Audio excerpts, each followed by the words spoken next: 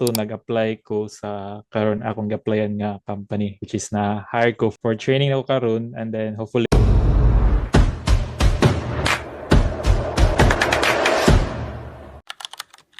registered nurse ko and mo nang nisod ko og MVA ganin ko mag-transition to medical virtual assistant. Ano nang good ko yung background sa medical field. Mas easier for me to adapt.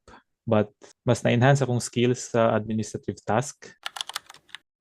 Ga-try me og mock calls, medical scribing. Mo nang during sa mga interviews nga makatubag ra pud ko tungod sa training. And naka-nice with sa Sing to VA kay they provide like AMR something more siya ganang electronic chart bitaw, electronic record sa patients. So, ang kadtong mga walay background sa medical field, nagka-idea sila. Matag yun ang Sing2V og tools. Before ko ni enroll sa Sing2V na training, wala kay bawa asa ko padulong like wala kay bawa asa ko mag-start.